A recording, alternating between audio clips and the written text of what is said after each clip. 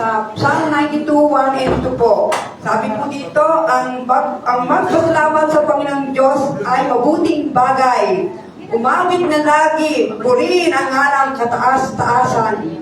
2, pag-ibig niyang wagas ay dapat ihag kung bukang liwayway. Pagsapit ng gabi, ang katapatan niya ay ihayag din naman. Okay po, yun po ang nararapat natin gawin.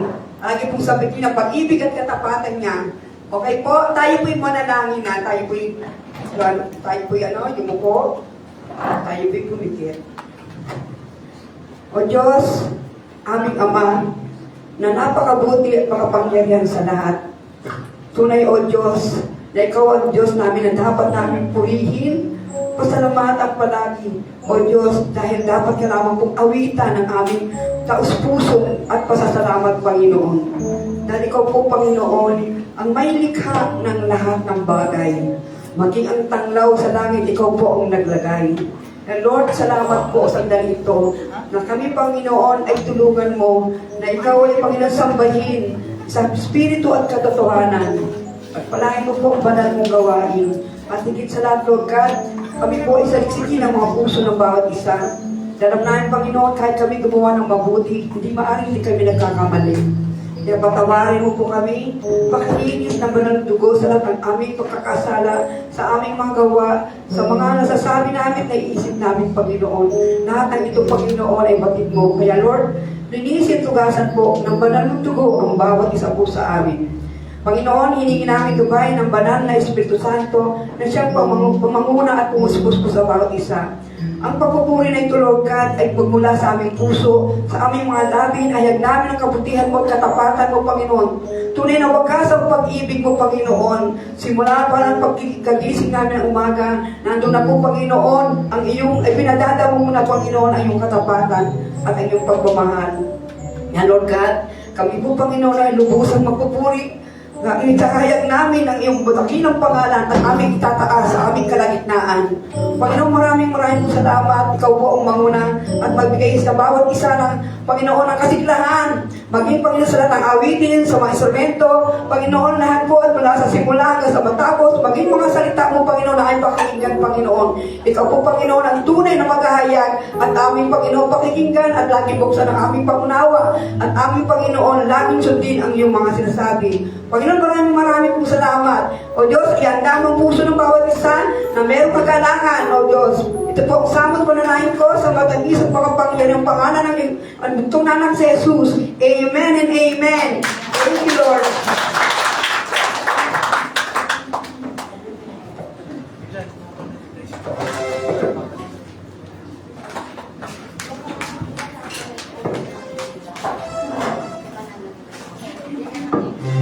Amen, hallelujah. Amen. Magandang hapon. Magandang hapon sa ating lahat, sa ating Panginoon. Tayo ba handa na magpulit sumamba sa ating Panginoong Diyos? Amen. Ang lahat ay sumigaw na malakas na hallelujah! Hallelujah! Sabi sa awit 29 verse 2, ibigay ninyo sa Panginoon ang kalwalhatiang nararapat sa kanyang pangalan. Sambahin ninyo ang Panginoon sa kagandahan ng kabanalan. Banal po ba ang ating Panginoong Diyos? Tayo naman ay umawit at sumamba sa ating Panginoong Diyos sa Espiritu at katotohanan. Hallelujah! Palakpakan natin ang ating Panginoon!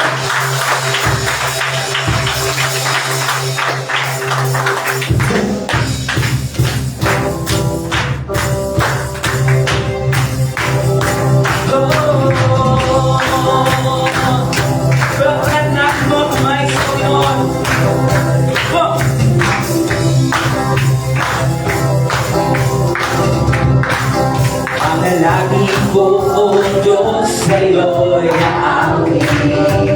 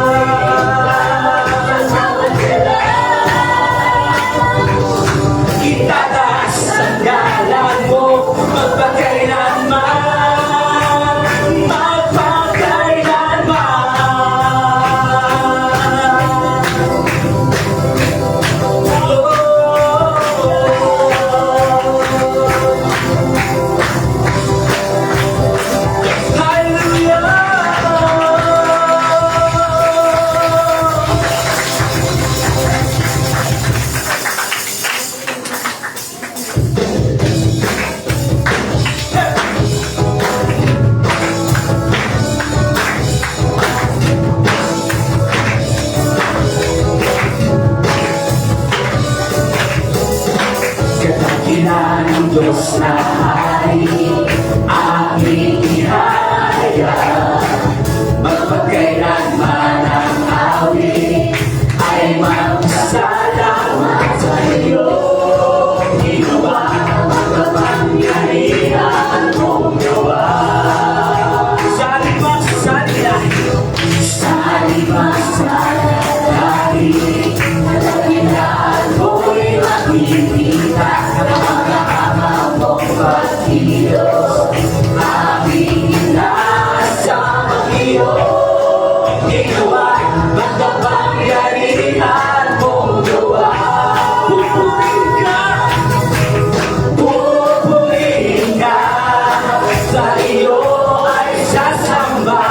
Walang hanggang pag-ibig mo'y maranasan. Ikaw ang aming dakilang Diyos, sa lahat ng ihahayag. Katapatan at kadakilaan mo, Jesus.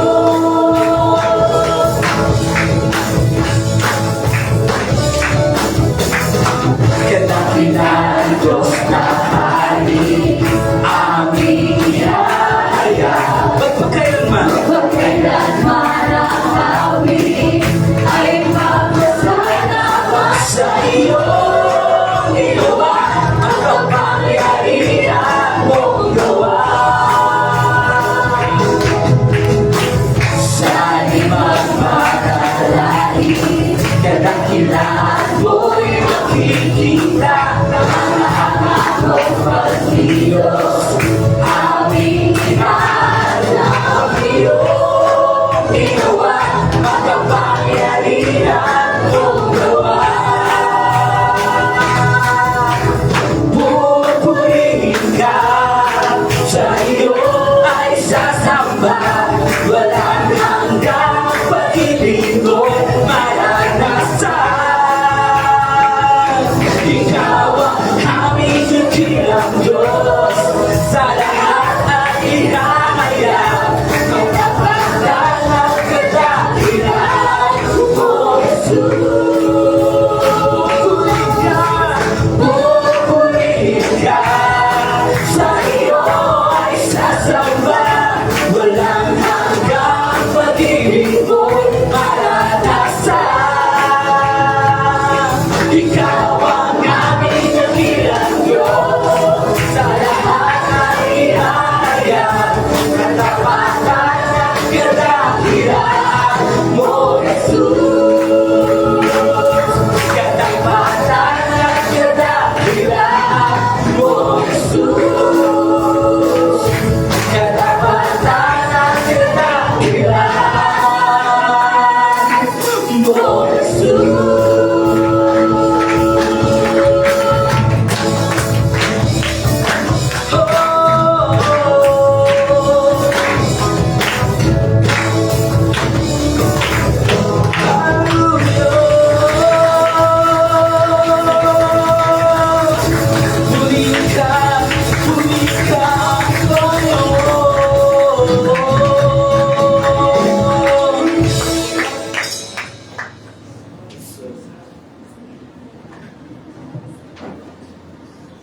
Gayon na lamang ang iyong pagsinta, O Diyos. Kaya nagawa mong ibigay ang iyong bugtong na anak upang kaming sumasampalataya ay hindi na muling mapapahamak, kundi magkakaroon ng buhay na walang hanggan.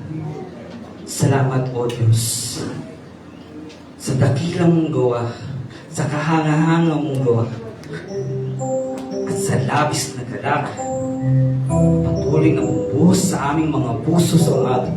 Sa hapong ito, purihin ka, O Diyos.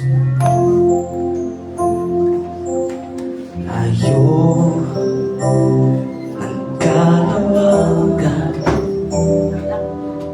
lalim ng karagatan, sa pag-ibig mo, O Diyos, maikukumpara.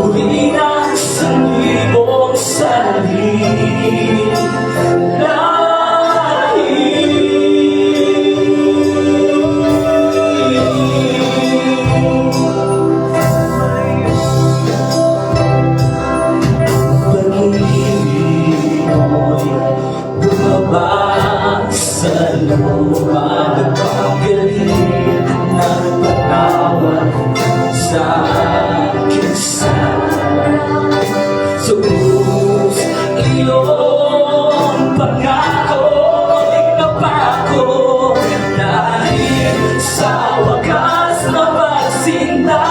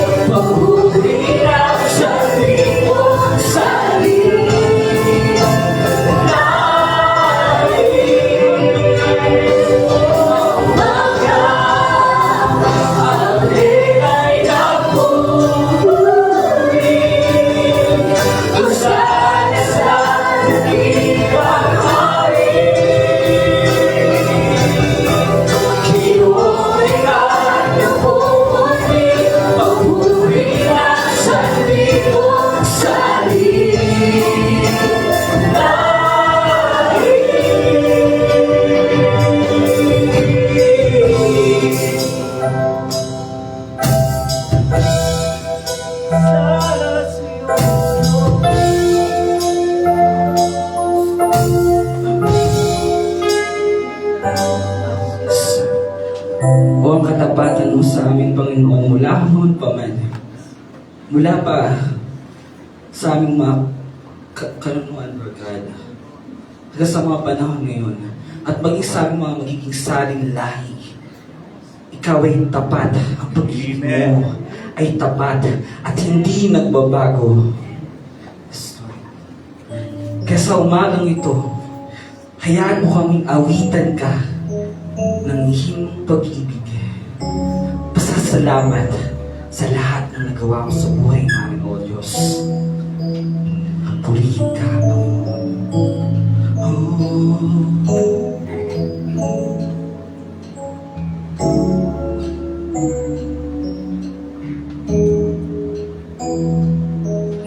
Ikaw ay magpakailanman sa buhay ko, bawat panahon.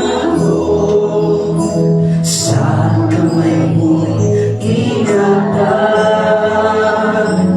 at agahin na yung katwiran. Ako sa'yo ibigay, sa'yo lang, Panginoon. At ikaw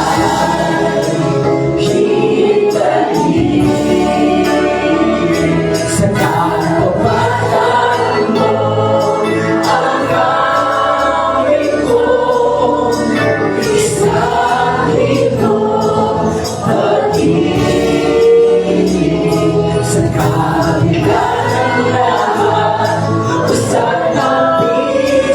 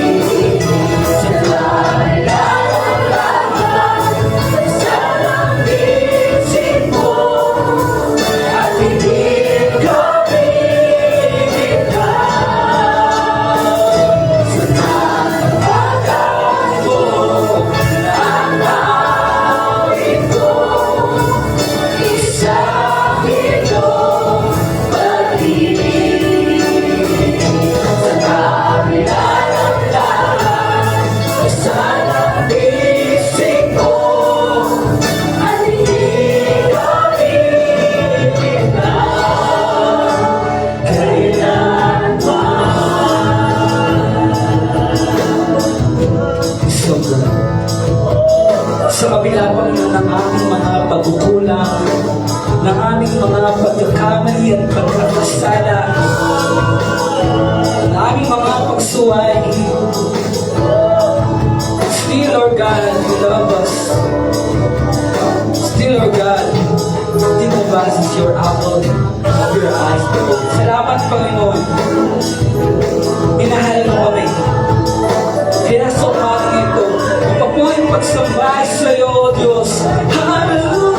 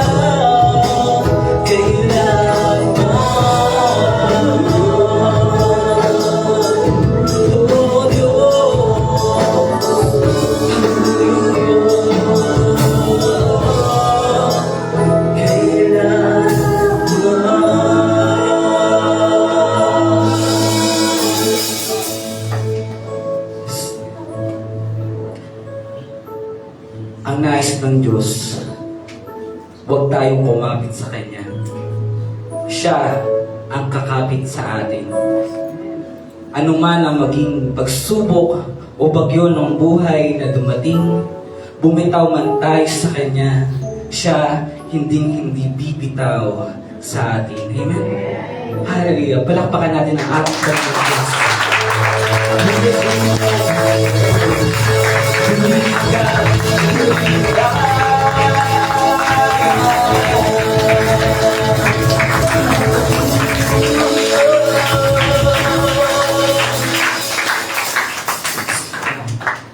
Lahat po ba'y nagalak sa pagsamba sa ating Panginoong Diyos? Ang labis-labis na kagalakan na yan, i-share po natin sa bawat isa. Let's greet each one another with the love of the Lord. Hallelujah!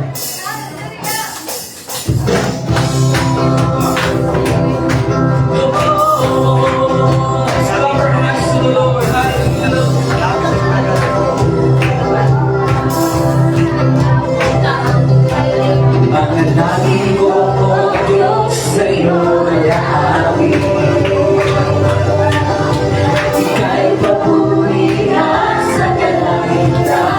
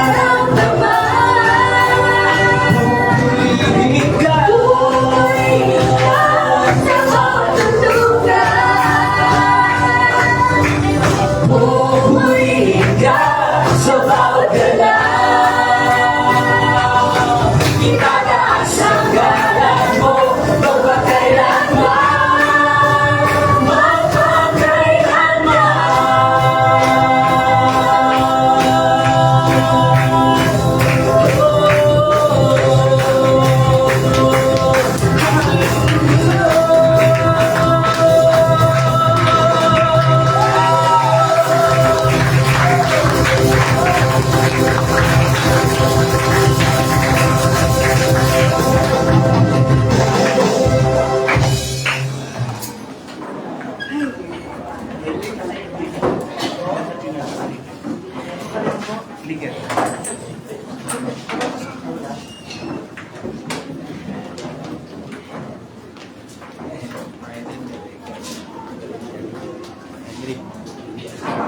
talaga magpuri sa Panginoon. Diba? Kaya, kung talagang napakasarap magpuri, dapat masarap din yung totoo natin, di ba? Lagi tayo excited. Pero dalawa lang po, kasi nandiyan po yung ating, ano na agad eh, yung ating printer.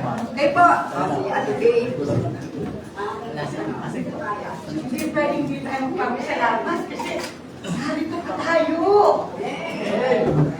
Salamat sa tiwalang privilege niya, pinitana ka ako at pinipagiging ko ba namin. Salamat, salamat! Pinagibili ba tayo dito? Salamat, salamat! Pinagibili ba tayo pagkain? Kaya thank you kay Lord talaga, salamat. Pagkamat dumadaan tayo sa ganun, pangako niya, hindi tayo iiwan o pababayaan. Kaya thank you kay Lord, sa Diyos po ang pagkuli. Hindi pa nagpapanik, pero tayo ay nananalangin, di ba? Sabi nga, dapat pag tumataas kayo, mas tumataas ang pananampalataya natin kaysa doon sa mga presyo, sa mga inaalala natin, di ba? Thank you, Lord. Next po, isa na lang. Dito, sa kabila. Kasi dito sa kabila galing. Dito naman. O, dito lang kung meron.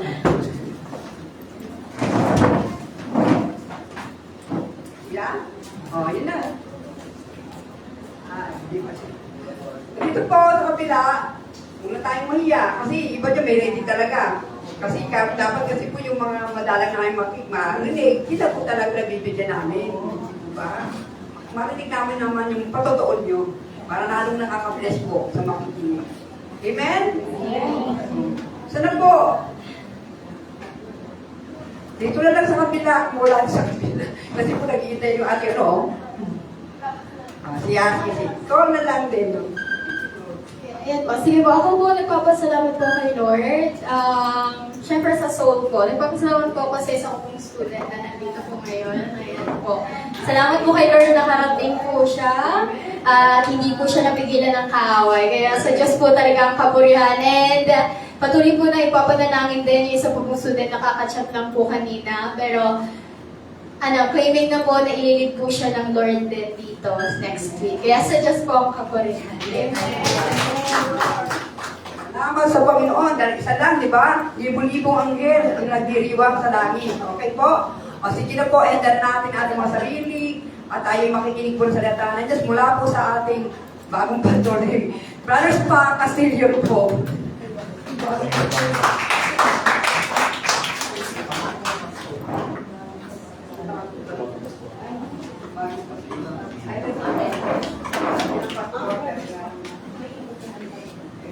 Ganda. Ang design natin po ngayon sa... Ito ko muna, Mark. Nasabi ko lang po, pero may continuation pa. Ayan, nandiyan ko muna. Na, saka po talaga, honestly, tatapat po ako sa inyo na nabigla po ako nung nakarang Sunday. So, ang forma ng aking message ay talagang hindi pa nakagawa. Talagang puri ng Panginoon, meron kong kapatiran na talagang mabilis sa computer. Kasi ako ay paano na eh. Paluma na yung aking mga alam. Kaya siya yung nag-work ng last Sunday. Pero ito ngayon, inayos na natin. So, handa na ba ang ating mga puso at isipan sa pakikinig ng salita ng Diyos? Amen? Kasi talagang napakaganda ng mensahe ng Panginoon ngayon dahil at kung nakikinig ka rin ng umaga, nag-relate po dun sa preaching ni Pastor Nat, Ali Pastor Nono. Talagang magkakatagma at puri talagang kapag ang Diyos ay kumilos, ay kahit ano man ang tumayo dito, nagkakaroon ng koneksyon yung mga mensahe. So, tayo po lahat ay magsitayo. Bigigana sa salita ng Diyos. Okay, atin mo nang babasahin ang Matthew 5, verse 21 to 26.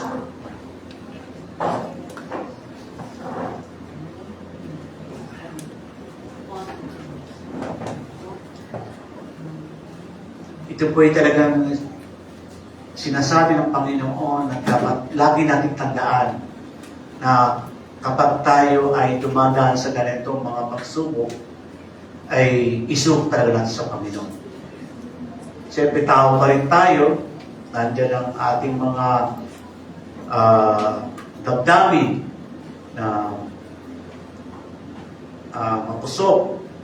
Talagang kapag lalo tayo ay personal na ng inaakusang gano'n, di ba? So, normal po. Ating pong basahin ng ating Matthew 5, verse 21, sabi nito, narinig ninyo na inutos ng Diyos sa inyong mga ninuno, huwag kang papatay. So, ang sino mga pumatay ay mananagot sa buhok. Next. Ngunit sinabi ko naman sa inyo, ang sino mang napabuot sa kanyang kapatid ay mananagot sa hukuman. Ang mahamak sa kanyang kapatid ay mananagot sa sanlibutan. Ang sino mang magsabi sa kanyang kapatid na ulul ka ay nanganganib na kapurusahan sa uwi ng impyerno. Yung Sanhedrin, it's a old court nung panahon ni Jesus. Katawag yan, kung sa atin, korte na.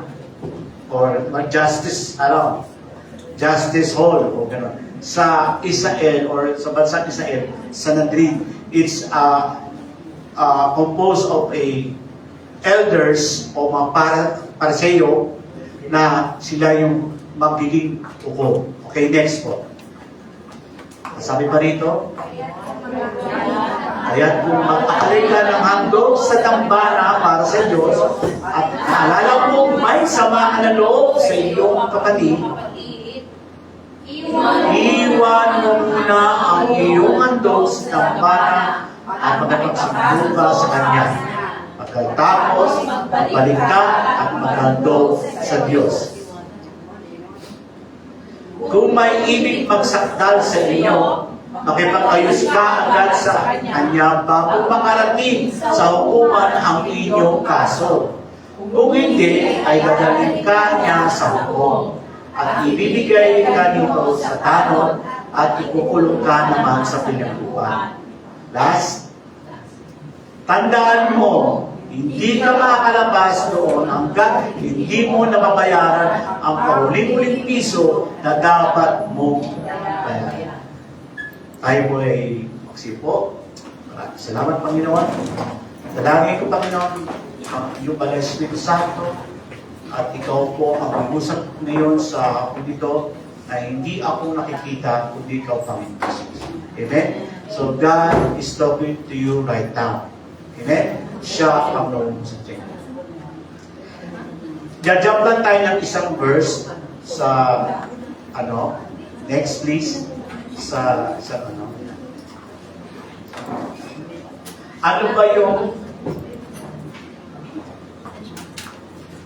ano ba ang galit? Yan. Meron bang nakakaintindi dito na or alam ang kahulugan ng galit? So, okay, sabihin ko po, next please. Yan. Tingnan mo yung tsura niya, no? Grabe. Parang sayang. Ang pagkagalit o galit ay isang emosyon na may matinding sama ng loob. At ang pag-ayaw sa isang bagay o sa tao, ito ay dahilan ng sakit sa ibang tao, maging sa iyo o sa hindi magandang bagay. Kahit para sa bagay din. Di ba? Next, please. Sabi. Kahulugan pa yung pakiramdam. Di ba? Hindi naman siya sabi kung hindi pakiramdam. Diba? Nararamdaman nyo na pag ikaw'y galit na galit, may ka sinasabi, umuusok pa ang ilog. Ha? Di ba? Ay, teka. I-adjust pa ng konti. Meron pala dito. Teka lang po Sorry. Sabi nito, pakiramdam o pagpapakita ng matinding inis, kasiyahan o puot o puno na. Meron pa nang nagagalit na tuwa-tuwa siyang nagagalit siya. Kaya hindi pala ang kahulugan. No? Next, please.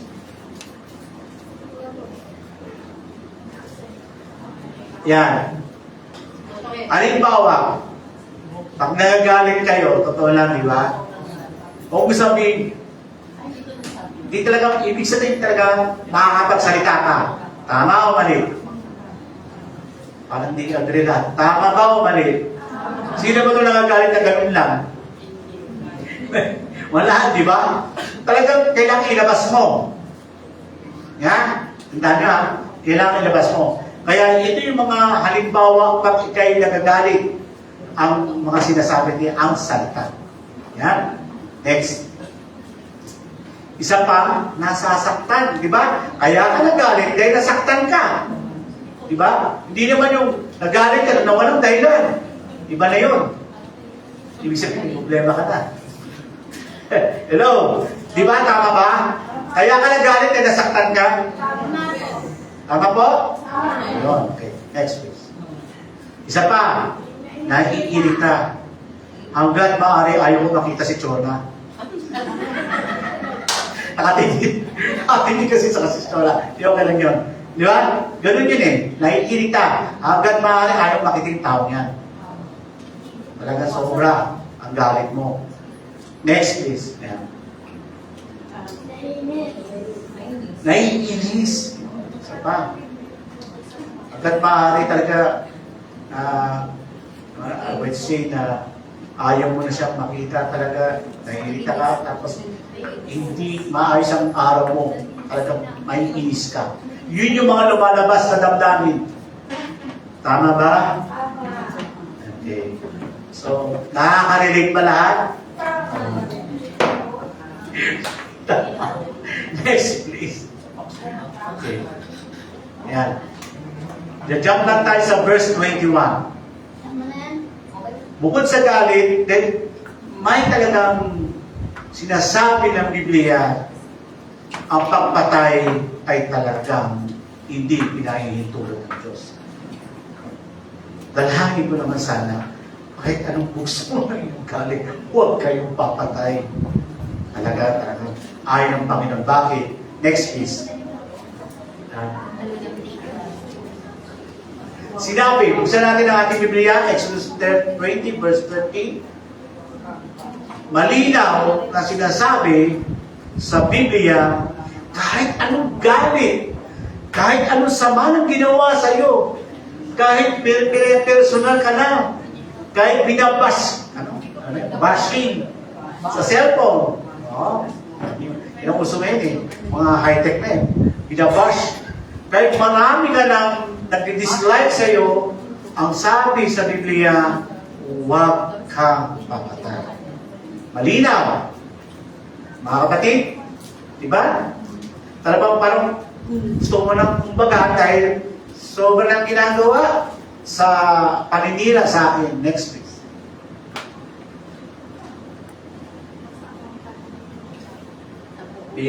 Pasensya po kami mga technical problem. Yan na. Dito. Ayun. Dito sa akin wala. Dan, nasasaan pa rin sa 10 utos ng Diyos. Huwag kang magkaroon ng ibang Diyos bukod sa akin. Di ba? Malinaw. At sino rin memorize ang the 10 Commandments? O, sino nang yung may alam? Alam nyo na yun ang lahat ang nilalaman. O, di ba?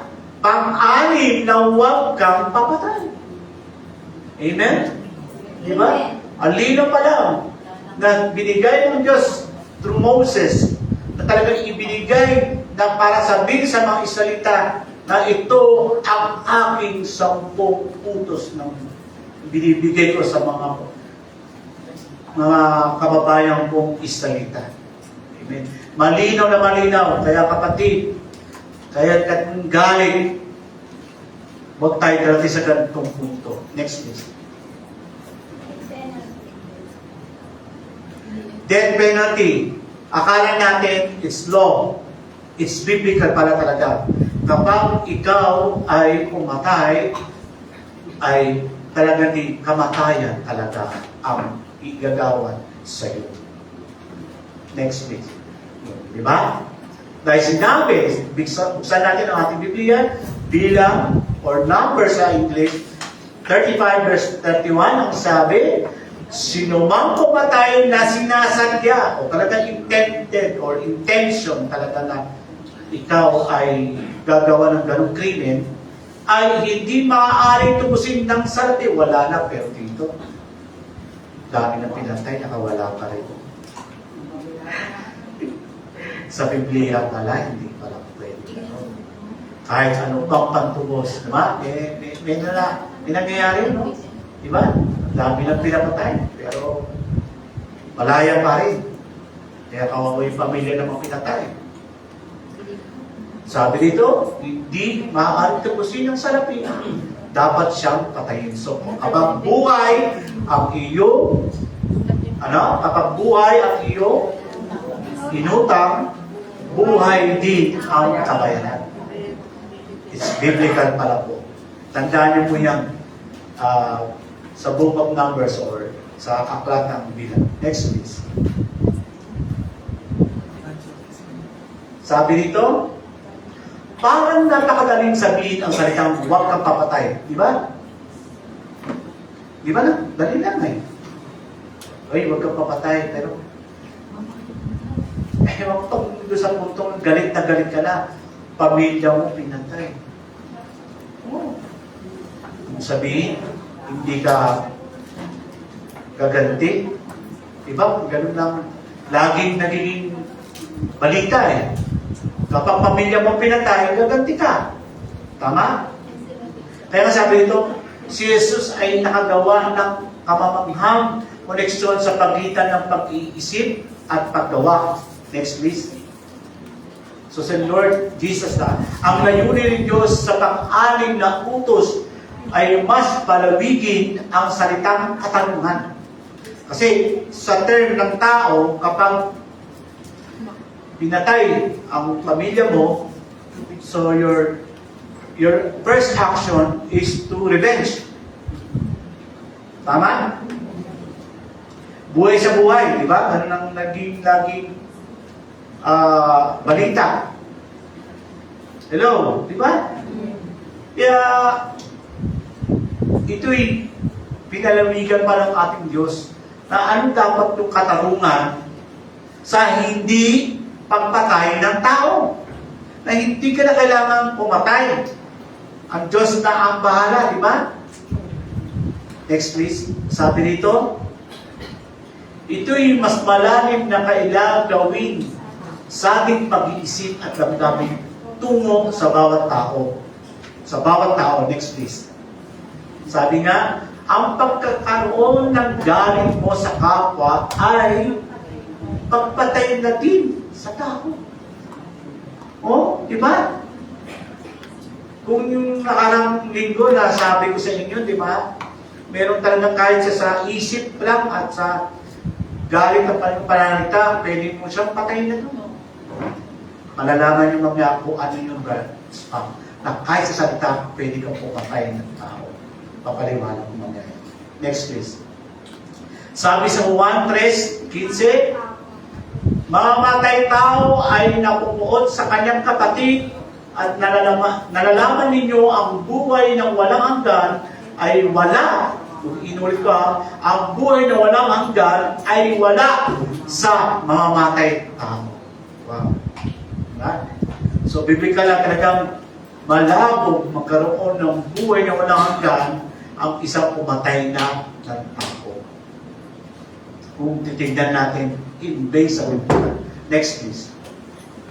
Yan pa. Ang taong nagkikimkim ng galit ay sinungaling. Kawikaan 10, versikulo 18. Pati pala pagkikimkim, yung talagang kinimkim mo all the years yung galit mo. Talagang mga kapatid, ayun ay talagang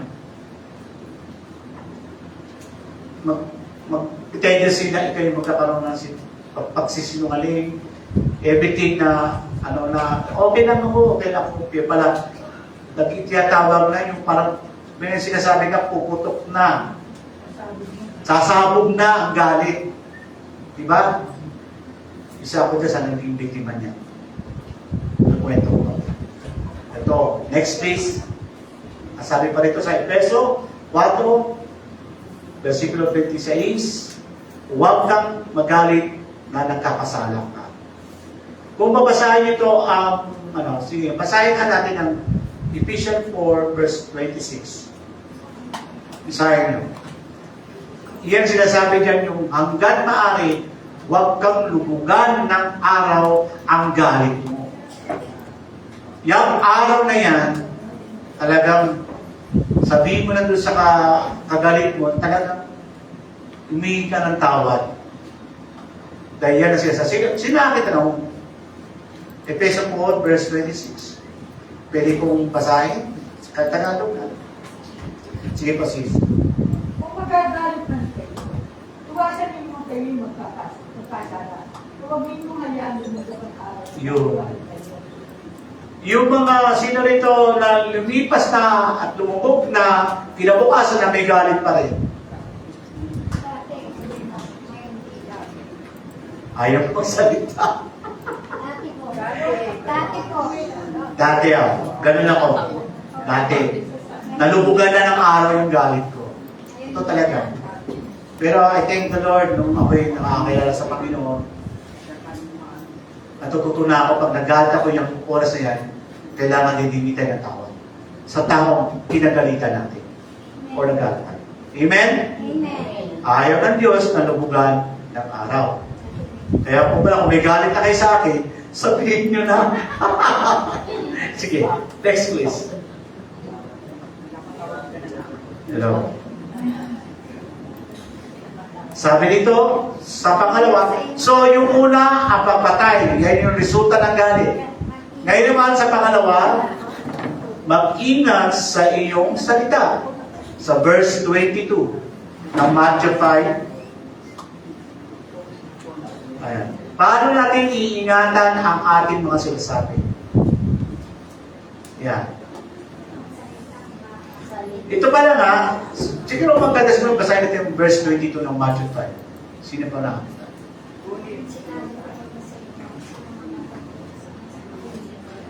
Verse 22 ng Matthew 5.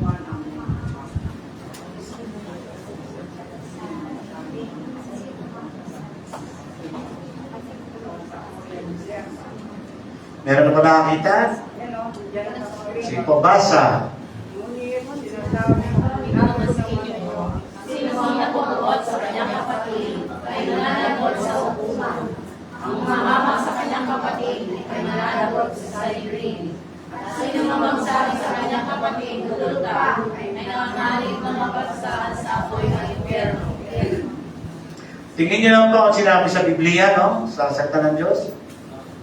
Pag namuot ka na pala sa kanyang kapatid, diretso na pala ng panahon yun sa hukuman ng Israel.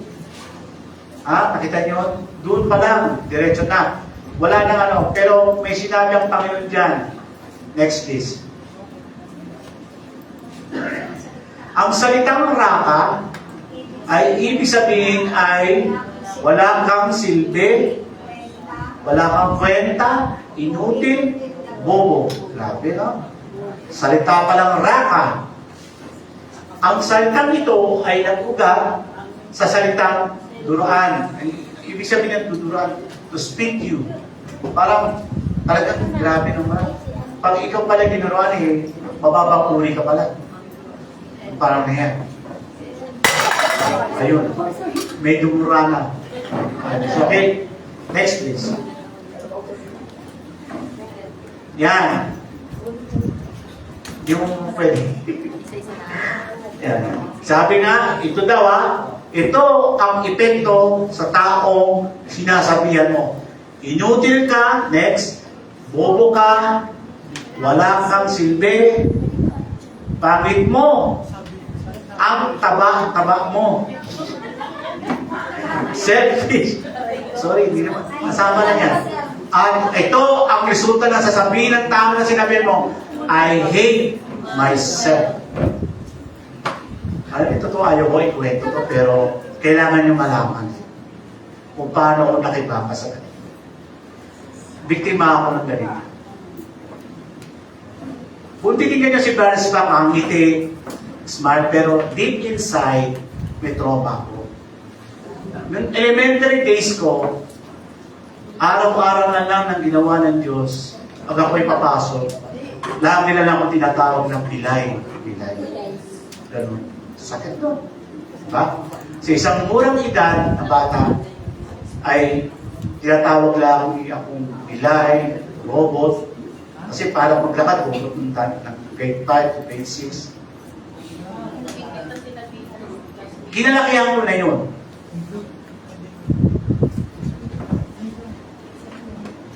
Kaya, nung time na yun, na kapatid ko dapat ahead sa akin, si Angelo. Hindi siya tumigil siya para sabayan na ako sa pagpasok ng elementary days.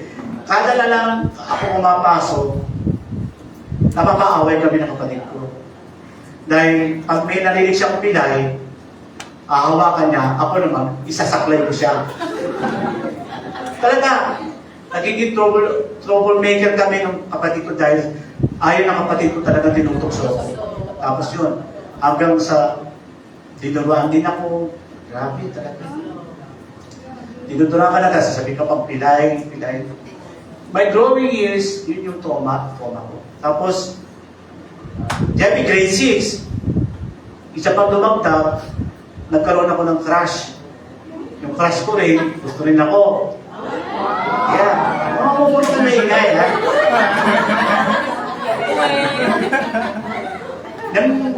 Nang kami nagsusunutan, grade 6 kami, nagsusunutan na kami gano'n. Nakita ng mother niya na ako yung crush niya. Ako yung crush niya. Pero sabi niya, narinig ko talaga sinabi sa akin ng mother, bakit yan ang crush mo? Hindi yan mapubuhay ka niya. Sakit no, diba? So, ginawa ng babae, ganda ng babae. Okay. Sabi niya sa akin, wapo ka, pero hindi kita pwede maging girl o boyfriend. Sakit nun.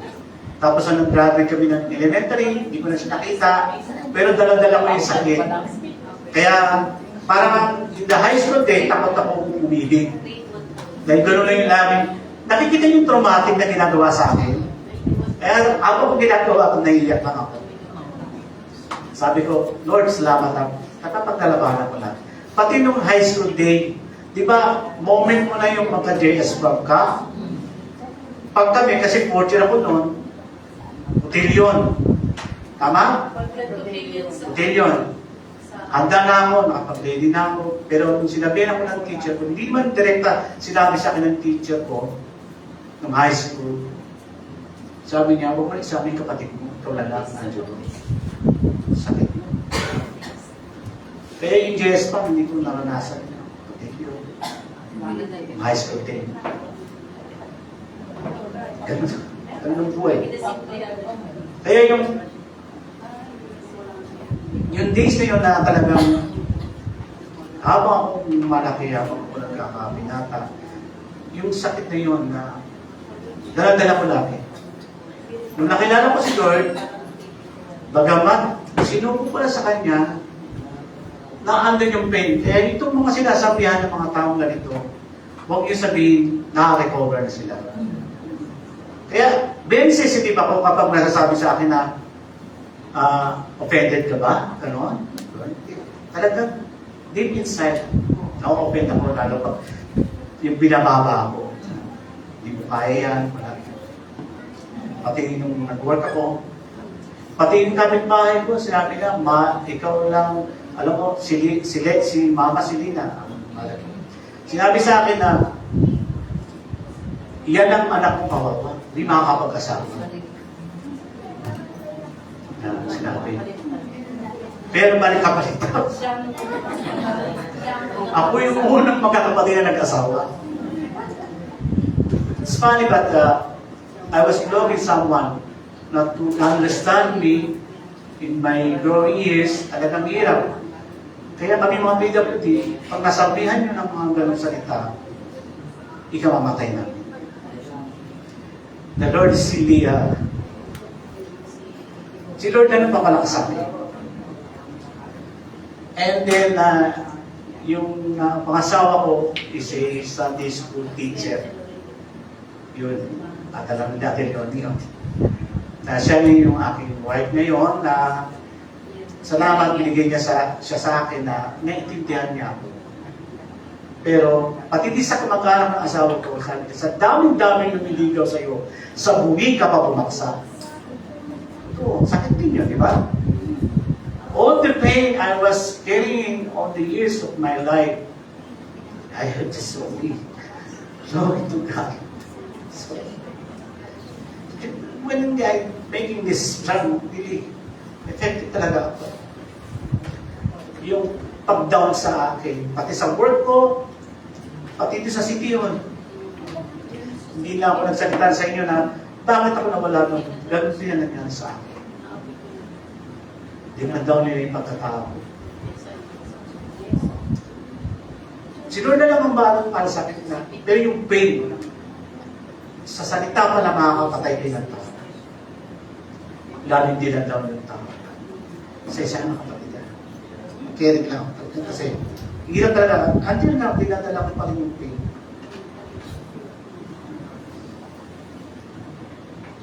Only the Lord is. Kaya, I thank the Lord na tinawag niya ako in this point of ministry, si Mary. I really thank the Lord na makaya ko lahat. Kaya, pasesahan nyo na, mga iba sa inyo, napunan nyo sa akin, very sensitive ako, ganun kasi ko.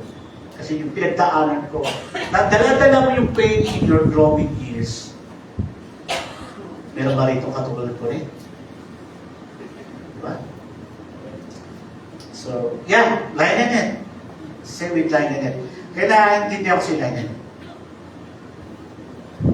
Yung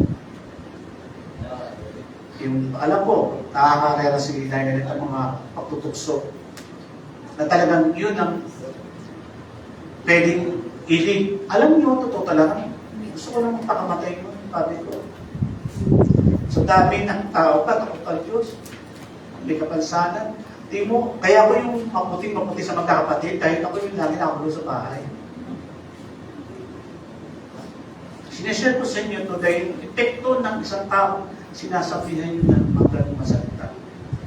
It can lead us to kill ourselves, na patayin namin ang sarili namin. Sabi ko, Lord, bakit naman sa akin? Talagang, nagalit ako. Nagalit ako kay Lord. Sabi ko, bakit ako ba? Ang dami ng tao na dapat makaranas na tayo. Pero, I thank the Lord for my family na hindi niya ako nila ako. Tinuring din na parang may kapansanan din. Talagang, around the world ako. Na makita nila talaga na hindi daw iba. I thank the Lord that. So, now you understand the feeling dahil isa ako sa biktima na yan. Na pag ikaw talaga ay puspusan na tinutukso, nilain, pwede namin ikamatay. Okay? So next week. Kaya na. Nang si Jesus ay nabubuhay para sa mundo, ang salitang raka ay ang salitang gamit ng panlait sa mga Hudyo na hindi numerespeto o hindi karapat-dapat sa kanilang pamumuno ng mga Pariseo. Ibig sabihin, yung mga leader ng mga Pariseo, sinasabihan nila yung mga kababayan nila na hindi, kasi self-righteous nakikita naman ibang kababayan nila self-righteous, para sila rin malinis, Kaya ang tawag ng mga Pariseo, parang natin pinagkaiba sa praile. Kung sa praile, nung mga binabasa ko yung no limitan nila praile. Ang sabi niya, word doon na raka, yung naman idiot. Mama, high school? Yun, sa mga taong akala nila sila yung banal na. So sa panahon ni Jesus Christ, ganun din pala meron. Kapag hindi sila sumasakayon dun sa turo o sa mga raka ang binibitaw ng mga Pariseo. Next please. Ito'y arugante, malisyoso at mapanirang puri na salita ng diretso sa mga taong kanilang pinamumuhi. Ang sabi sa aklat ng mga awit sa mga ganitong klase ng mga tao. So, ibig sabihin, hindi po kinapagsabihan natin ng pagsabihan nga ng mga Pariseo na parang walang alam, sila yung mga bobo, talaga. As in, kaya ito ang sinabi ng nasa Biblia sa awit. Sabi dito, mabagsik ang dila na tulad ng ahas. Yan. Tulad ng ulupong ng taglay ng kamagda. Yan ang nagagawa ng dila. Sa mga salitang binibitawan natin. Kaya sabi mo na pabiro, pero sa isang taong dumadanas ng traumatic experience, hindi mo sabing biro. Dami na lang sinasabi nila sa munisipyo, uy, tayo ka naman dyan. Hindi mo yung araw-araw na biro lang. Kahit biro, there's something. Oh, sorry, may ano. Tumatik ka ng bata, tapos pag tumanda ka na ganun pa rin, actually, sabi ko, kailan ba ito titigil? Kailan ito titigil? So, ingat tayo sa ating mga dila. Akala natin salita lang, pero makamandag, tulad ng as. At ulupong. Alam niyo ba yung ulupong? Scorpion. Okay, next please. Alakdan, scorpion. Alam ko yun. Ulupong, alakdan, same lang. Ang English sa salitang fool ay galing sa salitang Grego na moros. Nalakuha natin sa salitang moron. O, di ba yung laging, kung nanonood kayo ng mga pelikulang English, yung moron, isa rin palang yun, talagang napakapangit na salita. Dahil yan sa Biblia ay nag-uugat na ang isang tao ay parang, alam mo yung talangka? Ano ba yung sinasabing talangka? Ha? Ha? Di ba walang laman? Di ba yung talangka walang laman eh? Kaya ba? Talangkang isip. Di ba? Ha? Sabi ko, talangka muna tayo, talangka muna. Pag yung mga terminology talangka, ibig sabihin walang, di ba wala naman laman? Yung talangka. Ibig sabihin walang laman. Next please. Next please. Ang mga taong nagrebelde sa Diyos, ito yung foolish. May dalawang kasi salita. Pag sinabing fool, yun talaga, paninira, sa mga salita. Pero pag foolish sa Biblia, may kahulugan. Ito yung mga taong nagrebelde sa Diyos. At kapag sinabihan tayo sa tao ng salitang fool, iba naman yung next is. Yan. Iba na yun. O tanga. Tayo ay may galit sa... Kapag nagsalita ka pa ng masasamang salita, kahit sabi mong biro, hindi pala maganda kasi bakit? Galit pala yun. Diba? Sino ba nito? Kahit paano ngayon pa rin nakakapagsalita ng hindi maganda. Kasi siyempre, sa bukso, pag may maya, dahil may sinabi mo ng Panginoon dyan, na para natin maiwasan. Ayaw talaga tumasa kamay, ha? Hindi, ako, umisan talaga, nakakapagsalita. Talagang, pag ako nagsalita, bigla na akong ihinto, Lord, sorry, patawad. Tapos kinakausap ko yung sinabihan ko. Humingi din ako, sorry. Dapat ganon. Amen? At least may pagbabago. So, ibig sabihin, kapag nagsalita ng fool o tanga, may galit ka sa puso. At ito ay, ang sabi dyan? Kasalanan. Diba? Yun pala, ha? Kasalanan na. Pero ginawa mo pa. Yung sabi, babatukan talaga kita eh. Eh, pinatukan mo na, yun na yun. Yung pala, babatukan na kita eh. Kasalanan pala yun. Next please.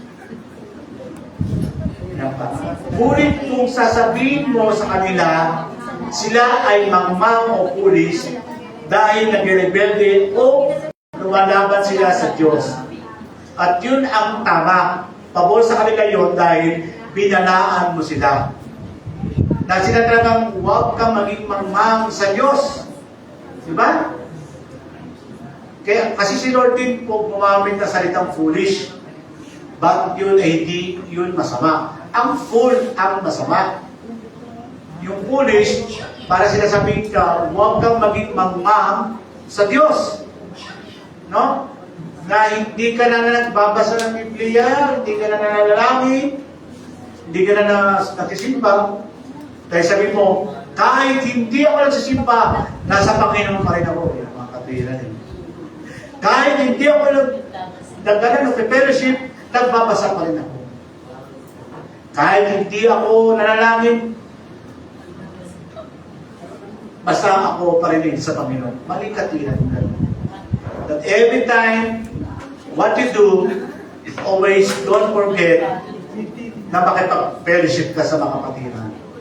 Kasi nagpapalakasan tayo. Sa ginagawa natin yan, di ba? Nagpapalakasan po tayo. Kaya kailangan talaga marinig nyo ang mga salita nito. Na talagang may mga masamang salita at mayroon din salita na maring ikabubuti din natin. Okay? Next please. Yan yung picture na nakita nyo kapag nagkaakay ng pareho silang mga nakapiring. So, ibig sabihin, pare-paro kayong mahuhulog sa kasalanan. Okay? Ang salitang fool, hindi nagpapahiwatig na isang tao ay ignorante. Tandaan nyo ha, ang salitang fool ay isang tao na hindi agad nagpapahiwatig na ignorante. Ang salitang fool ay ginagamit sa ganitong mga konteksto. Next please. Buksan natin ang ating Biblia sa Roma 1:28.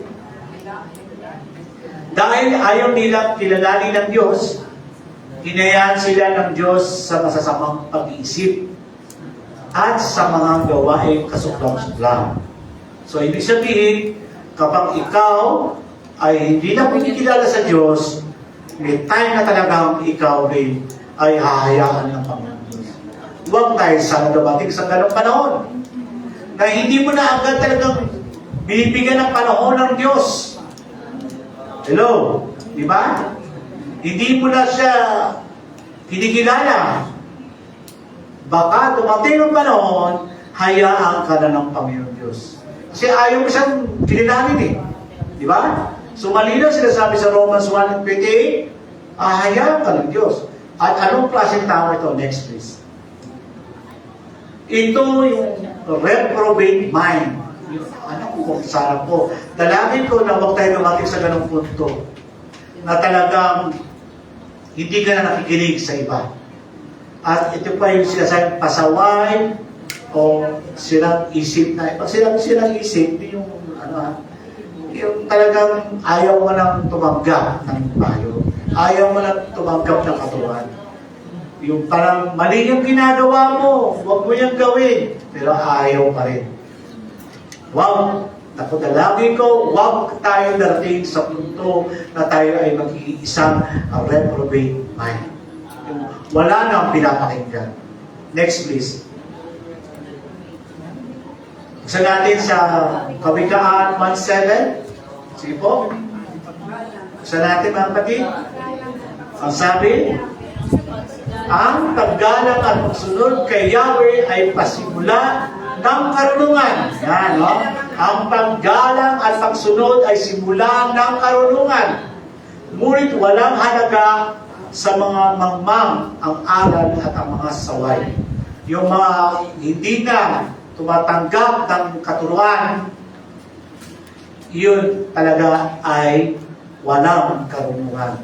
At masasabing magiging mangmang. Next please, diba? Malinaw mga kapatid ha? So kung tayo ay ito, ayaw ng payo na at karunungan. Yun. Yung kahit pinagsasabihan mo na mali yung ginagawa niya, kahit na lang na maraming katuruan na huwag mong gagawin yan, patuloy ka pa rin.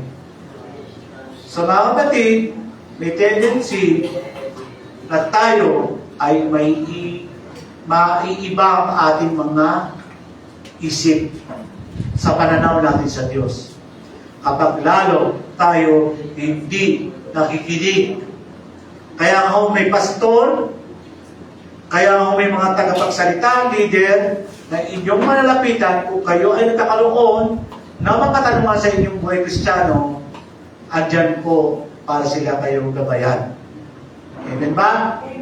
Pero kung kapag ang mga pastor ay binabaliwala ninyo,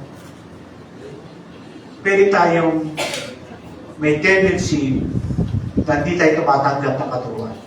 So wala na magiging karunungan. Next please. Sinabi ba sa Kawikaan 10:8, magandang tayo'y tinatanggap ng pusong may unawa. So kailangan ikaw ay may pusong may unawa. Ha? Ngunit ang kapahamakan ay wakas ng mangmang sa namagsalita. So, ibig sabihin, kapag ikaw ang tao hindi nakikinig, may posibilidad na mapapahama ka. Di ba? Hello? Di ba? Mapapahama ka. Kasi ayaw mo tumanggap ng katuruan. Kaya pag napahama ka, sisi mo pa si Lord. Di ba? Bakit nangyari sa akin to? Kasi hindi tayo naging maingat sa ating puso. Na tumanggap dapat lahat ng katuruan o anong tinuturo dito sa gawain ng Diyos at sa inyong mga Bible study at sa inyong mga class of fellowship na talagang dapat kayo nakikinig kayo sa turo ng Diyos. Di ba? Mga kapatid, na kailangan tayo ay may puso, may pang-unawa. Hindi dapat yung pusong mangmang. Kasi kapag pusong mangmang, na ayaw mo na katuruan, pwede ka mapahamak. Next please. Tinatanggihan ang karunungan. Yan ang sinasabi doon sa Kawikaan 10. Tinatanggihan mo. Para bang you don't want to be learned, you don't want to be discipled, you don't want to strengthen your faith to God. Kaya ganyan ang nagiging itsuran ng isang taong ayaw tumanggap ng katotohanan. Amen? Pag tayo ay nakikinig, marunong makinig, malayo ka mapahamak, mga kapatid. Ha? Pero pag hindi ka nakikinig, mapapahamak ka talaga. May mga daan tayo talagang akala din tama, dahil hindi ka nakinig sa mga payo ng yung mga pastor o mga leader mo, pag napahama ka, sino pa sisihin mo? Bisa yung mga kapatiran, hindi mo ko sila piyan, hindi mo ko pinapinan. Or either nun sa mga kabataan, pag hindi ka nakinig sa payo ng iyong magulang, na alam mo tama naman, mapapahama ka. Di ba, mga kabataan? Parang tayo dito. Okay? Next please. Oh. Next please. Kawikaan 14 versikulo 8. Nalalaman na matalino ang kanyang ginagawa. Oh, yun. Alam ng matalino ang kanyang ginagawa. So, alam niya pa lang na pag siya ay mapapahamak, alam niya na. Dahil matalino ka eh. Nakikinig ka. Tama ba? Amen. Pero ang unang mangmang ay inaakay ng mali niyang gawa. So, ibig sabihin, may karma. Yun ang tama. Kakarmahin ka sa ginawa mo, sa kapwa mo. Hello? Kasi, ito sabi nga sa Kawikaan, hindi ka nakikinig, kaya inaakay ka ng mali mong gawa. Ibig sabihin, ginawa mo, nag-bump sa'yo or tumalbog sa'yo. Kung ikaw nagsalita ng masakit sa kapwa mo, makakaranas ka rin ng salitang hindi maganda. Hello? Tama ba? Amen. Sabi na, next please. Yan. Sabi nga, ang mangmang o fool ay nagbibiro sa kasalanan. Naku, huwag kayo magbiro sa kasalanan. Yung parang playing around sa sin o sa kasalanan yan, talaga, ay hindi maganda maglaro sa kasalanan. Amen? Huwag mo siyang parang bibitbitin na alam mo mali. Na alam mo mali. Di ba mga kapatid? Kasi sabi nga, ang matalino, alam ang ginagawa. So alam niya, mapapamak siya. Alam niya, kasalanan yun. Kung matalino ka. Pero pag nag-i-enjoy ka sa kasalanan, hello, nag-i-enjoy ka sa kasalanan, ikaw mapahamak mo pa. Hello, next please. Mga awit, 14.1 at awit 53.1, sinabi, ng hangal sa kanyang sarili, wala namang Diyos. Yan. Yung hangal na tao, walang kinikilalang Diyos. At yun ang lumalabas sa kanyang puso na walang Diyos. Hello? Huwag naman tayo dumating sa ganung punto kahit anong problema. Ha, mga kapatid? Kasi kahit anong laki ng problema, ang Diyos ang katuwang mo sa iyong problema. Huwag mo siyang alisin sa iyong problema. Amen? Sabi nga, kapag ikaw ay reprobate mind, ikaw ay walang kinikilalang Diyos. Wala nang matuwid lahat gawain, wala nang matuwid lahat ng gawain nila ay pawang buktot. Ibig sabihin, baluktot. Mga matuwiran, baluktot.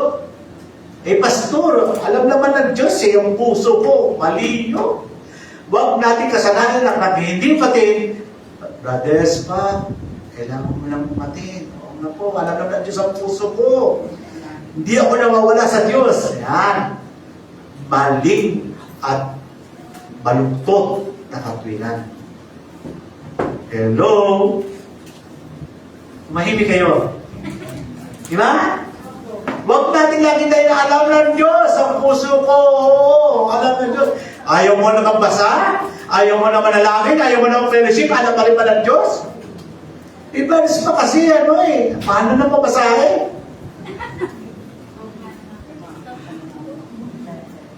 Anak tayo ng Diyos. Anak ba tayo ng Diyos? Anak ba tayo ng Diyos?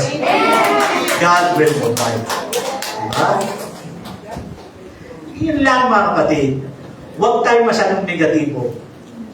Pag nakikita natin, nagkikiraan na, pati ang mga produkto natin, nagtataasan na, diba? Sobra. Pero ang Diyos, sabi nga, ang ibon, pinapakain ko, ikaw pang tao, na hindi ko papakainin. Matthew 6. Hello? Natandaan niyo ba yun? Matthew 6:33, kung ang ibon pinapakain ko sa parang, kayo pang tao na akin nilikha sa aking kawangis, papabayaan ko? Pag humingi pa kayo ng isda, bibigyan ko sa inyo bato? Hindi. Papupusugin ko kayo lahat. Di ba? Palakpak naman sa Panginoon. Hayaan mo magtaas sila. Hayaan mo magbago lahat ng presyo. Sabi daw, tataas na mga produkto.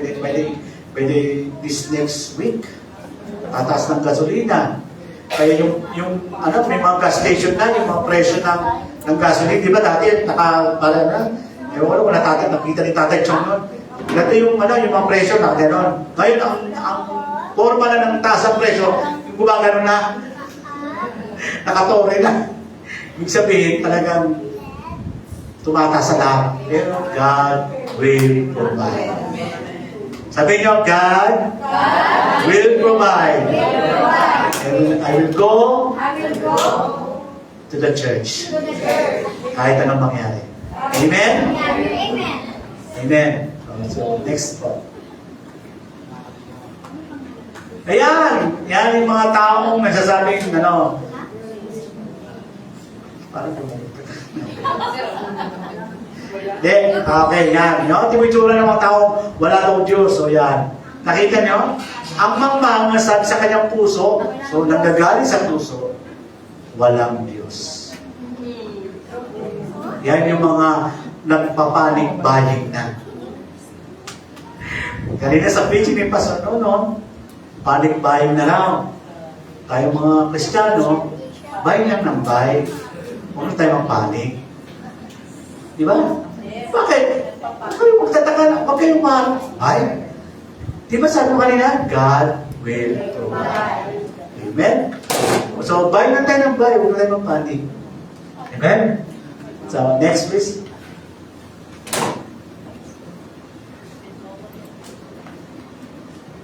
Oh, tama ka na. Okay, sabi sa mga awing tempo, binubuksan niyo ba yung Bible niyo? Ang sabi, oo, ano mo na andyan nga, pero pagkandang pa rin, baka sabihin niyo, gawa-gawa na yan ni Brother Spa. O, di ba? Maganda pa rin, binabasan sa Bible. Yes. Ang sabi ng masamang tao, Diyos ay walang pakialam. Sabi nila ay walang Diyos dahil sa kanilang kahambugan. Mayabang. Aray. Ha? May pera ako. Paano ko matatakot? Yan yung mga, may sabi ng mga pera. Marami akong negosyo. Bakit ako magpapaning-buying? Diba?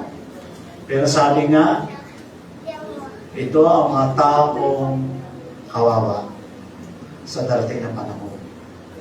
Dahil wala silang kilala ng Diyos. Next please. Ito yung mga taong na sinasabi natin, wala sa isip ng mangmang ang Diyos. Yan ang delikado. Kapag ikaw, ang nasa puso mo, sarili mo lang, dahil kaya mo lahat, kaya mo gawin, hindi mo na ina-acknowledge ang Diyos, hindi mo na siyang hinayakubin sa buhay mo, yan ang itsura ng taong walang kilala ng Diyos. Mangmang ang tawag sa iyo. Diba? Dinuduro niya pa ang yung langit na sinasabi niya. Kasi, ano siya, mukha itong mayaman eh. Ganda ng forma eh. Diba? He or she has everything na in a click of the money na kanyang hawak. Ika nga eh, he can buy anything. Pero, mangmang ka. Diba? Sabi nga, I forgot the verse no, but sinasabi, lahat man sa mundong ito, maangkin mo, pero ang iyong kaluluwa ay kawawa. Hello? Diba? Your soul is in danger na sa mapapahama ka na kasi kahit man lahat ay meron ka, pero kawawa ang kaluluwa. Diba? Next one. Kaya ingat po tayo sa magsabi ng salitang fool. Ha? O tanga. Dapat hindi na lalabas sa ating mga labi yan, mga kapatid. Dahil tayo ay anak ng Diyos. Amen?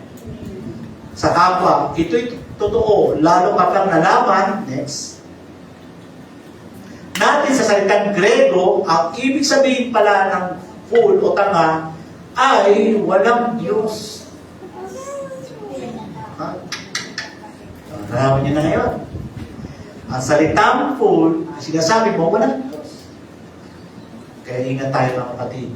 At sutil na tao. Sutil na tao, sutil. Ay, matigas niya, matigas. Parang hindi na tumatanggap. Ito'y kapareho din. Next please. Sa salitang Hebreo, na ang ibig sabihin ay naghihimagsik ka sa Diyos. Ako. Kapag nagsalita pala tayo ng gano'n, lumalabang ka pala sa Panginoon Diyos. Kaya kapatid, sabi nga, ang ating mga labi ay papuri lamang sa Diyos. Kaya iwasan ang salitang mga tanga, bobo, inutil ka, wala kang silbi, pangit mo. Wala nang pangit eh. Di ba? Naniniwala ba kayo na walang pangit? Pag sinabihan mo ng pangit, pangit, ako lang ha. Pangit ako, para sinabi mo, ginilikha tayo ng Diyos na kawamis niya.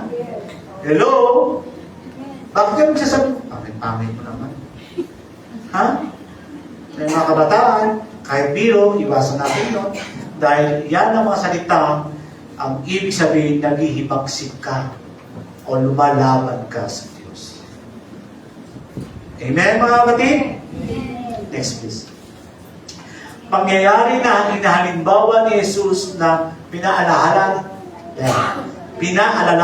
ang kanyang dalawang disipulo sa kali ng Emmaus. Emmaus? Ano ba? Emmaus. Basta tama ba, Pastor?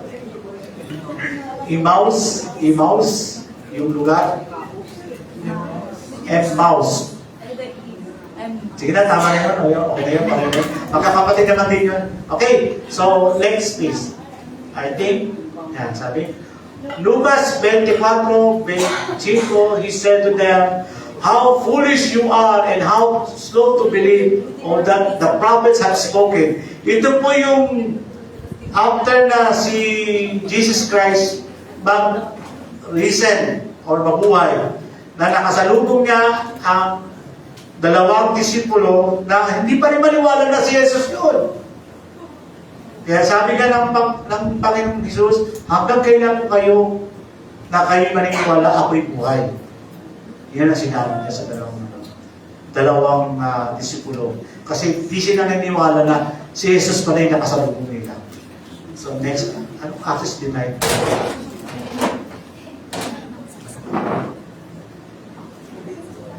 Ay, wala na ako. Ano ba? Para mag-ibig ka na, time out na.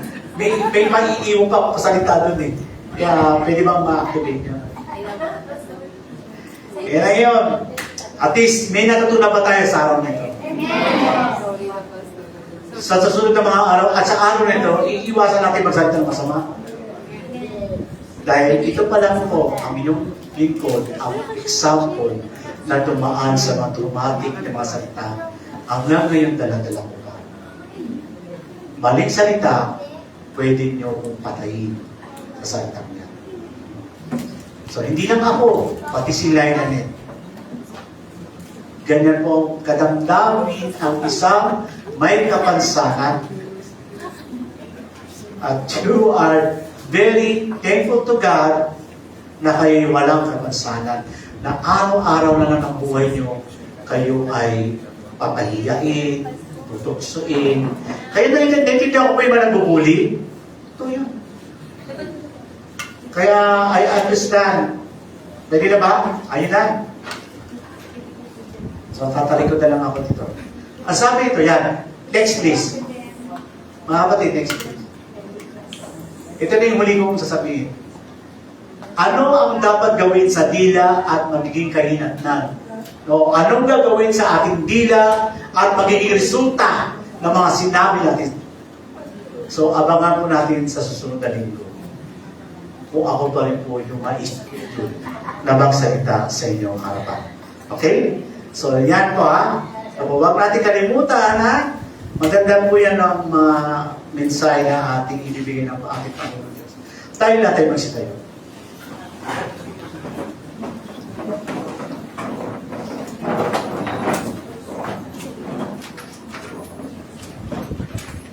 Panginoon Diyos, maraming salamat, Lord. Alam po namin, Panginoon, na nakikibaka pa rin kami na sa aming mga lumang pagkatao na makaabot kami, Lord, sa iyong kaharian. Dalangin namin, Panginoon, sa bawat aming sinasabi, Panginoon, Ikaw, Lord, ang kumilos sa aming mga dila at isipan, sa aming mga puso. Na ayaw namin makasakit ng aming kapwa. Dahil ang salitang ito, mula kami ay tumanggap sa iyo bilang aming Diyos na tagapagligtas, aming Panginoong Hesus na tagapagligtas, ay dapat ang lalabas sa aming mga labi ay panay mapuri sa iyo at pagsamba, Panginoon. dapat ang lalabas sa aming mga labi, pagmamahal, pag-unawa, karunungan, pagdamay, hindi para bigyan ng sakit, pagmusga, panlalait. Lord, sinusuko namin ito ang aming dila, Panginoon. Na ito rin ang dila na gagamitin mo para kami ay makapaghayag ng iyong salita sa mga taong nangangailangan ng iyong salita at maligtas sila. O Diyos, dalangin ko, Panginoon, kung kami may makapagsalita ng hindi maganda, Lord, yung oras ng iyong Panginoon, patawarin mo kami at nais namin ayusin ang lahat ng mga sinabi namin sa aming kapwa at pagsisihan mo at humingi ng tawad. O Diyos, magandang hapon po sa inyong lahat, Panginoon, na talagang tunay nga ang dilang ito ay para lamang sa iyong papurit pagsampahan. Ito samantalahin ko sa pangalan ni Jesus, ang lahat na magsabi ng amin at itaas ang ating Panginoon sa ating mga sinasabi. In Jesus' name we pray. Amen.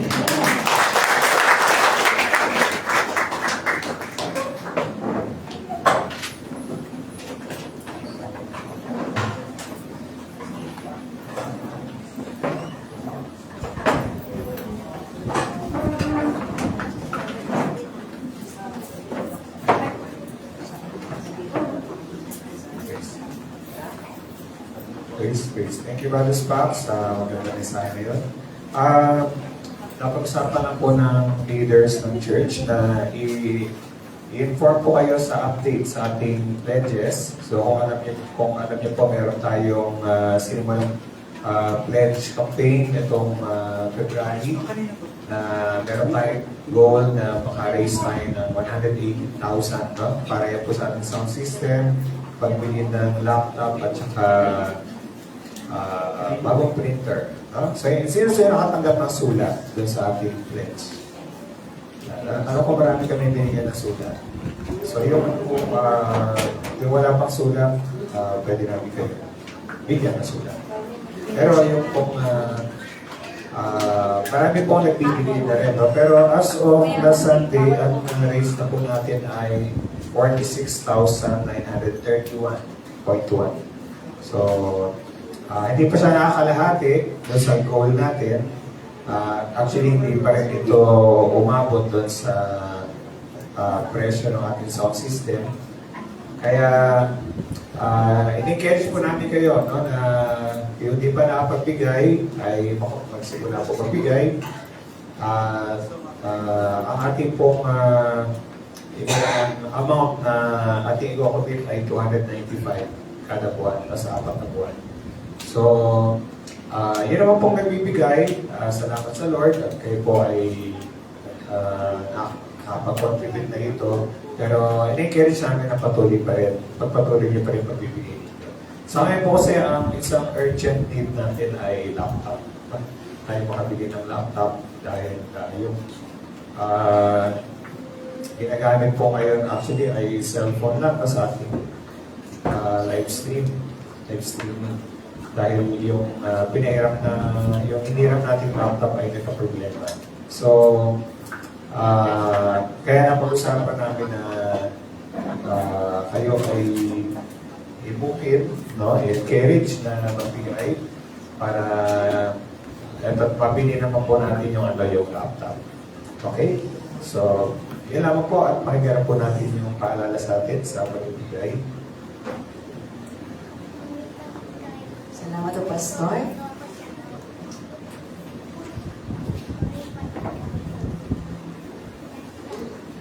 Sabi po rito sa Marcos chapter 12, verse 44. Tayo muna tayo muna.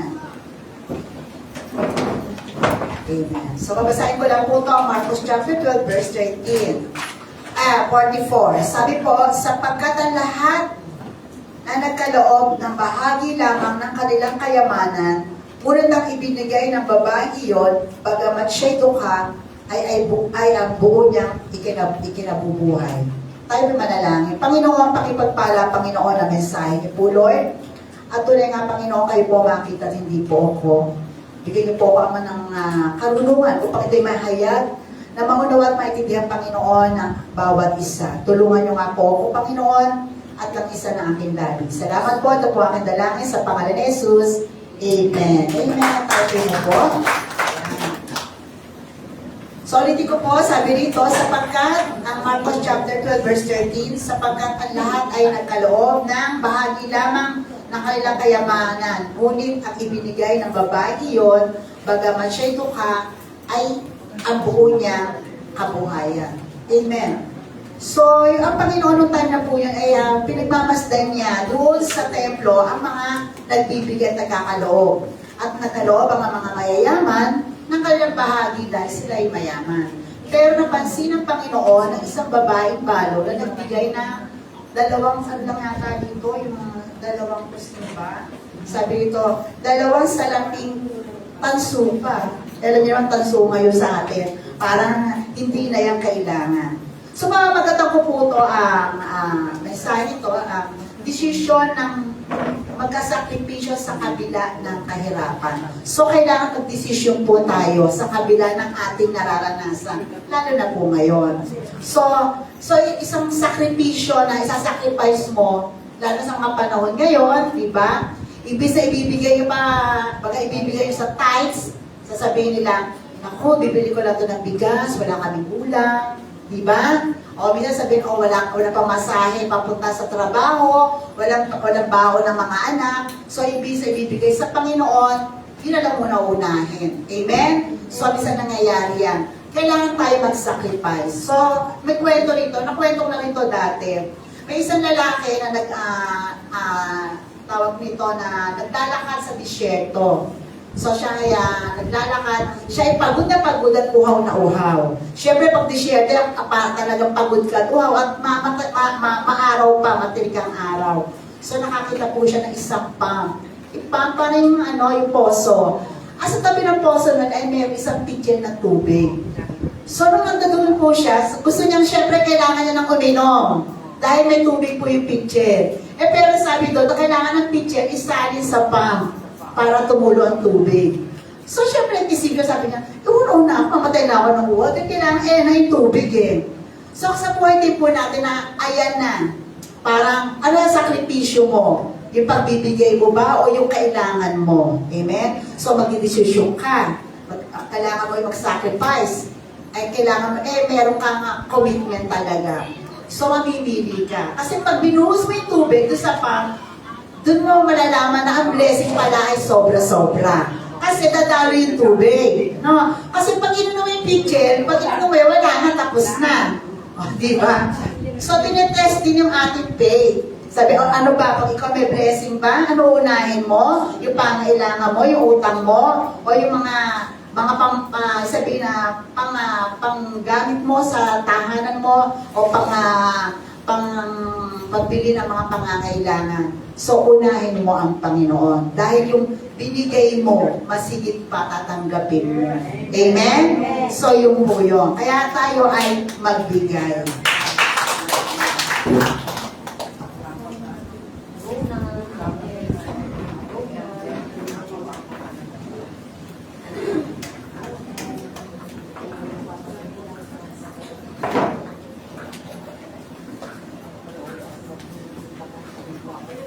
Kaya mo inuwi ko itong uwiting ito kasi ako ito sa pagbibigay. Diba mga kapatid? Ano ba ang dapat ihandog natin sa Diyos? Kaya pakinggan natin ang uwiting ito.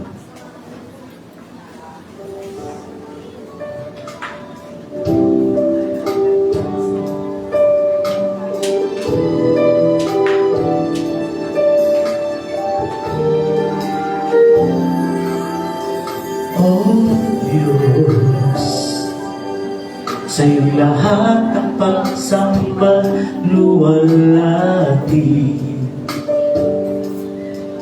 maging ang pinaka-mainam kong awit ay awitin. sa iyo. Oh Diyos, sa isipan ay pagkariyan mo, at sa aking puso ay hindi na maglaho, tanging pag-ibig sa iyo. Pabamayang dugo, libang sa buhay kong nanggaling sa iyo. Kung ano man sa sandali, ito'y daan, at mga bagay na tinuri kong yaman, ito'y hindi pa rin sapat sa alay na nararapat sa iyo.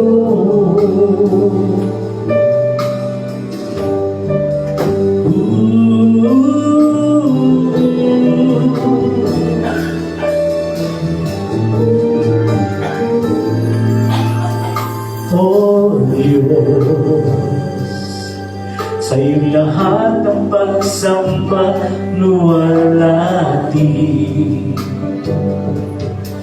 maging ang pinakamainam kong awit ay awitin sa iyo.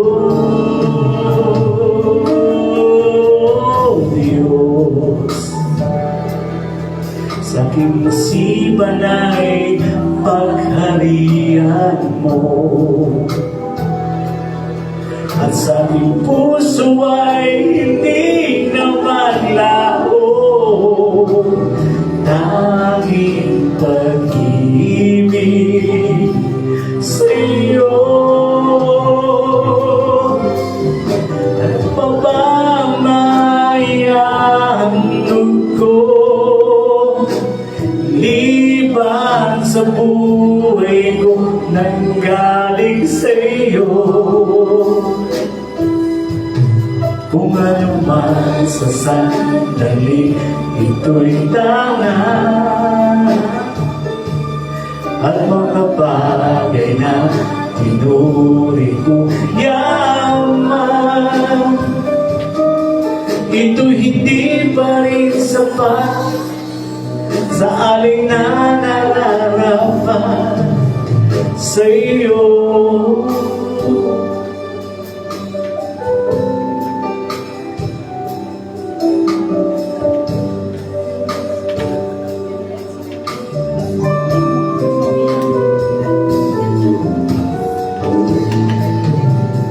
Aking pag-ibig sa himig na alay ko'y tanggapin. Ano pa ba mayang dugo,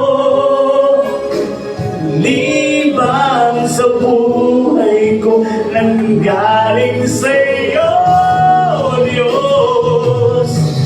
Kung ano man sa sandali, ito'y tangan, at mga bagay na tinuri kong yaman, ito'y hindi pa rin sapat sa alay na nararapat. Ito'y hindi pa rin sapat sa alay na nararapat. Ito'y hindi pa rin sapat kahit iyan ay ang lahat sa iyo.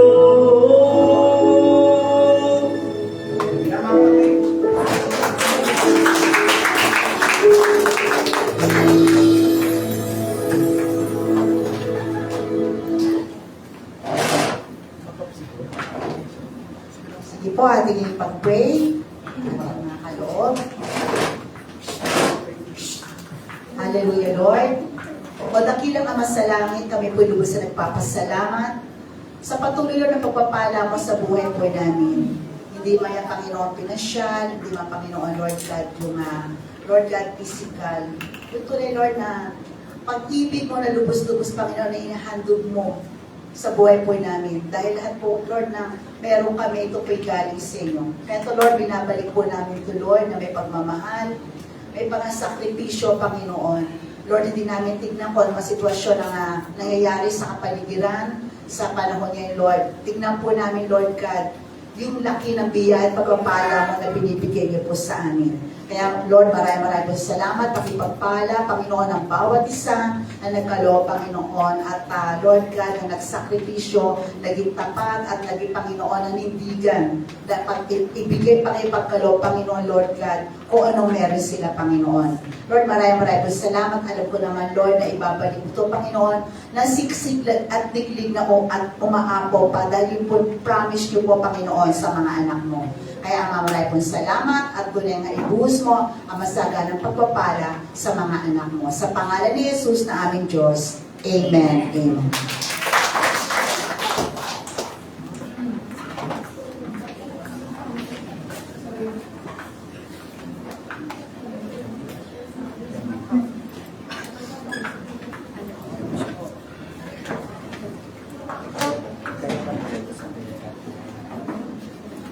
Announcement.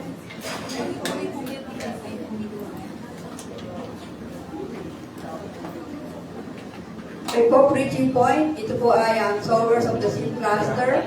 Ito po ay sa Miyerkules, March 25, 3 p.m. sa Julie Santos Residence. Dikman, Kainin, Bacoor, Cavite. So, ito po ay sama din po natin sa panalangin at tagumpay ng gawain ito. Next. Bearers of Hope Cluster Fellowship po. Ito po ay sa Webes, March 26, 3 p.m. Ito po ay sa Ariel Street, Villa Sabilita, Subdivision, Pulang Lupa, Dos Las Piñas City. So, okay po, next. Prayer and fasting. Ito po ay Congregational Prayer and Fasting. Ito po ay sa Sabado, March 28, 11 a.m. Dito rin po sa BJCC Worship Center. Hosted by Salt and Light Cluster. The next po, ito po, evangelistic training. Ito po sa April 2 and 3. At ang qualification po ay age 13, pataas, regular tender, and BJCC sa loob ng isang taon po at higit pa. So, recommended po ng mga cluster leader at magpatala lang po sa inyong mga cluster leader. Next po. Okay. Next. Lalo yata. Ang fellowship po. Yung isa Po, April 2 din, 3 home fellowship po. Ito po yung qualification din, age 16 years old mataas, regular attender ng BJCC sa loob din ng isang taon. At nakatapos po siya ng evangelistic training.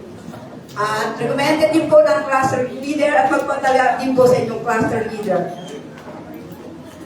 Okay, meron po, ito po, General Workers Meeting. Ito po ay pagkatapos ng second service. Okay?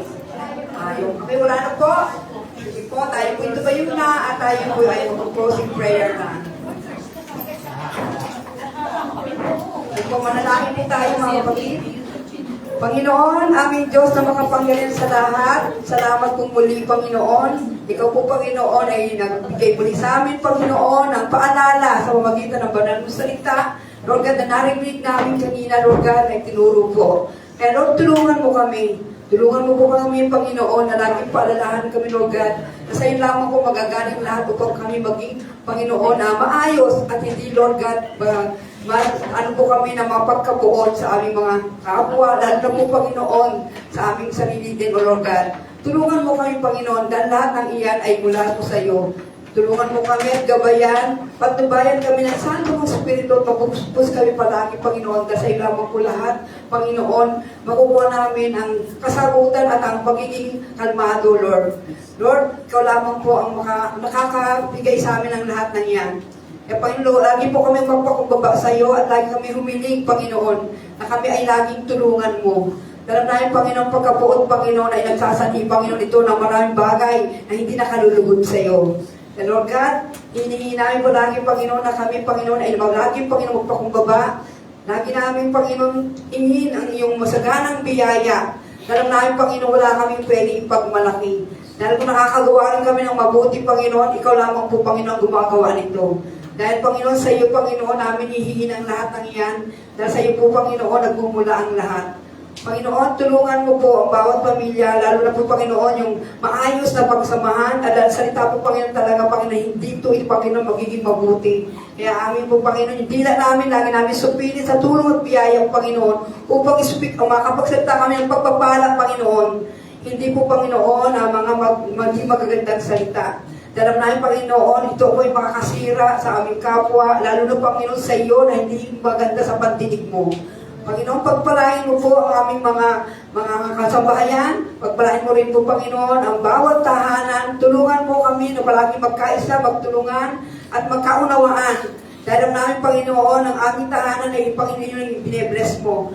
Kaya, Panginoon, tulungan mo rin, O Diyos, ang aming bansa, Panginoon, sa nangyayari ngayon, na magkaayos na po, Lord God, ang mga nakakagulong-gulong bansa na yan, dahil namin maraming naapektuhan. Panginoon, pero kami, dagdagan mo aming pananampalataya, Panginoon, dahil Diyos ka makapangyarihan sa amin, pag-provide mo po lahat ng aming pangailangan, higit po sa mga rin namin hilingin at isipin, ayon sa kapangyarihan ng nag-aari mo sa bawat isa sa amin. And Lord God, dalam namin, Panginoon, ikaw lamang ang tutulong sa amin, dalang aming tulong magagaling sa iyo, Panginoon, ang Diyos na may likha ng langit at lupa. Panginoon, pagpalain mo po, O Diyos, at ingatan po sa pag-uwi ang bawat isa kung paano mo po iningatan kami mapunta rito, galing din po sa aming pag-uwi. At Lord, ikaw rin po, Taginong magagamot, magpapagaling kay Pastor Nab, kung ano po kanyang kalagayan, panghihin po na pagpaalam ng kamay, at siya po pa yung pagalingin. Send ko po ang Spirit of healing and He will be healed right now in Jesus' name. Lord, maraming po salamat, O Diyos, kung ano po ang kakulangan ng panalangin ko, ikaw magpupuno. Ito po samot panalangin ko po sa matamis at makapangyarang pangalan ni Jesus, ang lahat ng magsabi, ang anak ng Diyos. Amen and amen.